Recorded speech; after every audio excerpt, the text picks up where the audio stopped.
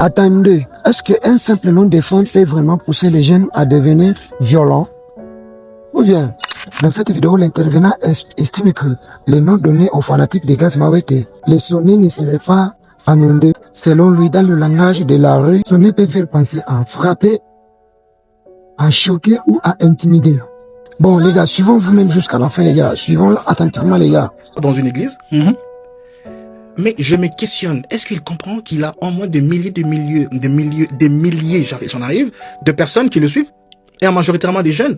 Mais je constate qu'il a surnommé ses fanatiques, je sais pas, le fou, les sonnets, je sais pas, quelque chose. Comment est-ce qu'un jeune de cette trempe... On va chuter sur Blaise. Et ça, c'est toléré par le gouvernement. Il va même jusqu'à interpeller les autorités à se demander si ces noms n'influencent pas certains comportements. C'est très fort. Dans un pays normal, ça doit être condamné et arrêté tout de suite et le monsieur doit être interpellé. Non, mais les sonnets sont les fanatiques des Gaz Mawete. Mais écoutez, mais pour quel message dans la société? Pour quelle plus-value? Imagine un groupe qui s'est créé aujourd'hui ici à Montréal qu'on appelle les fous. Les fous de Montréal. Vous pensez que toutes ces radios-là et toutes ces télévisions vont pas s'intéresser? Donc vous condamnez cela? Je le condamne fermement et ces jeunes doivent revenir à la raison et il doit pas utiliser sa notoriété pour je sais pas moi, dévier la conscience de tous ces jeunes qui le suivent. C'est pas normal. C'est pas du tout normal. Est-ce que dans un pays normal, on peut avoir des fanatiques qu'on appelle le fou?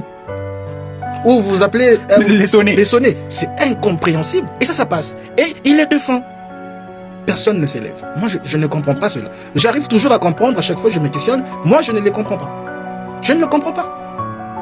On fait la promotion de la folie dans un pays.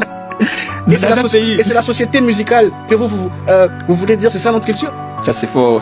En tout cas, ces points-là, c'est une réalité, mais les débats ne seront pas ouverts. Personnellement, je pense qu'il faut faire la différence entre un nom artistique et le comportement d'un individu. Un artiste peut créer une identité forte pour sa communauté. Mais cela ne veut pas forcément dire qu'il encourage les violences. Le problème, ce n'est peut-être pas les mots lui-même, mais la manière dont certaines fois choisissent de la vivre. À mon avis, on ne peut pas accuser un artiste juste pour le nom de ses fans.